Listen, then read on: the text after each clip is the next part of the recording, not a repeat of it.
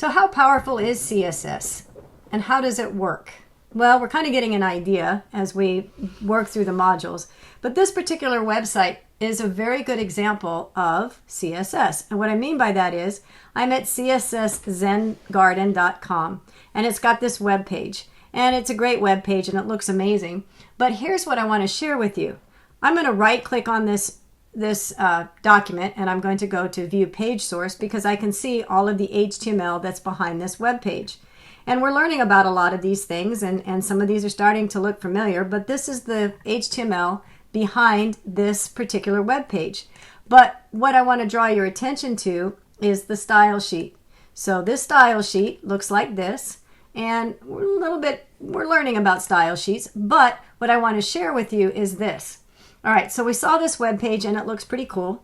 And then if I click on one of these links, it's the same web page. And let me prove that. I'm going to go in here and I'm going to go to view page source and notice that the HTML is exactly the same.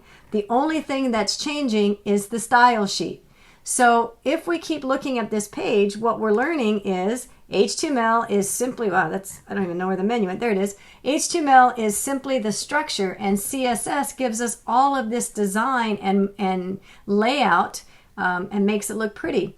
So all of these are all based on the same, I think I've said that, the same HTML page, just a different style sheet.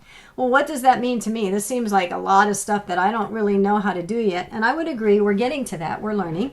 But what I want to share with you is I think one of the hardest parts when we're getting started with web design is how do I come up with the colors? How do I come up with the theme? I'm a programmer, not a designer. If you're a graphic designer, then this is right down your alley. But if you're not a graphic designer, like myself, trying to figure out what my web page is going to look like. How do I decide on the colors? How do I decide on the theme? Well, that's what this video is about. Let me help you kind of get some ideas on colors. So just kind of a side note, let's look at this. So I'm going to look at this color picker. I'm going to click on that and give you this idea that there is more than one way to represent a color on a web page. And this gives us a visual of that. So for example, in this color picker, they have this red value chosen. And so when you are creating color definitions in your web page, you can use the word red, which will come out red. You can use the hex value, which is basically red, green, and blue. You can also demonstrate red, green, and blue with this syntax, RGB 255. By the way, this is the hex value for 255. This is the hex value for 0, and this is the hex value for blue. Or you can use, this value is used more in printing, like when you're printing out documents or flyers and that kind of a thing, but it's still valid. So there's more than one way to represent colors. And you can see that demonstrated here in this color picker. If you look at some of the colors in the color picker, for example, let's say, I don't know if I can get lucky here. So in this particular case, this particular color is not represented with an English word. So we only have 3 choices for this color. So we have a limited number of colors that we can represent with words. Otherwise, we use hex values, RGB, or this HSL value. All right, so while we're talking about colors, I'm going to come back into this Photopea site that we were in a little earlier when we were looking at this cat image. And I want to share with you, sometimes I want to make sure that I match the colors of my images. You know, I don't want to have a web page that's purple and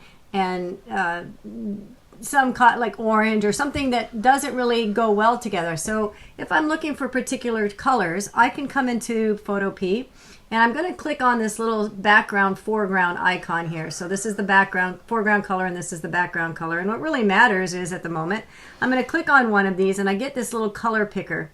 And this color picker is very helpful because I can use this little arrow and click on, if I want a particular shade of blue, like I'm going to I want my theme of my site to match this blue.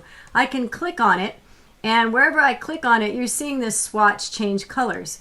And not only is it changing colors, but it's giving me those values. So now I know what the hex value is if I wanted to use it, or I have the RGB colors if I wanted to use that in my color CSS colors. So this is a handy tool if you don't know a color but you want to match one. I want to match the color of this little, of this little guy's lips, for example. Well, now I have those RGB values and also the hex code value. So how do we use colors on a website? Well, sometimes it's hard to know what colors are going to look good with each other. Like, I'm not very graphically designed oriented, but I have some tools that can help me pick the right colors for my web page so that things are comfortable and they look good. And here's kind of what I mean by that. A couple of sites. One is canva.com colors, and I put the links in the resources. And this is a very helpful tool that helps make colors. For example, let's say I just want to come up with some palette ideas. So if I click on this, it'll give me some different flavors, like maybe I could make a background of a certain color and then my text could be a certain color. The point here is that these are already predetermined colors that work well in a theme of a website. So we obviously want ones that are colors that are complementary. And as you saw when I put my cursor over the top, I'm also getting the values of the, let's just click on it. I'm getting the values of the RGB colors so that I can enter those into my web page and use those colors accordingly. All right, what else can I get on Canva here that's very good? So I'm going to go back to this colors here, and this is very handy, Color Palette Generator. And what this allows me to do then is I uploaded off camera, I already uploaded this image, and I get a theme that would be complementary to that image. So again, here's 4 colors that would be very complementary that I could use on my website. So when we're choosing colors on our website, obviously we're looking at colors that complement each other, that look nice together, but also colors convey a meaning. And what I mean by that is I'm going to click on this particular item, and it offers me this idea of some different colors. Okay, I'm going to read more about fuchsia. And whether you're aware of it or not, colors bring out emotions or sentiments. And so when you're designing web pages or any kind of print content, you have to be aware of what that color is subconsciously symbolizing or conveying to whoever's looking at it. And here's what I mean by that. Here is a conversation about fuchsia. Its appearance is energizing and uplifting. It's likely to be considered a fun and even provocative shade. So this is obviously not a color I would want to put on a website that might be maybe about a news story, for example, that is of a disaster, for example. I would want it on a website that is energizing and uplifting. Red, for an example, is a color that signifies danger. So we want to be aware of our color choices as well as the different shades of that color or the complementary colors that we're adding to our web pages. Another web page that you might find helpful when you're trying to come up with what is my page going to look like, how do I design these colors, is this website, coolors.co. And right off the bat, it has this start the generator. So if I wasn't even sure of what colors, I could just sort of run the generator and it would just randomly come up with some different color schemes. I think just refresh is going to do the same thing. So I might just keep going through here and choosing a scheme that might work for me. Here you can upload a palette from a photo. So you have different options available to you.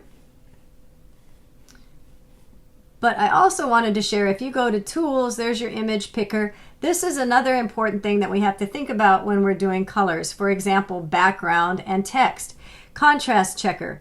So this has to do with accessibility or just making sure that our page is easy enough to read.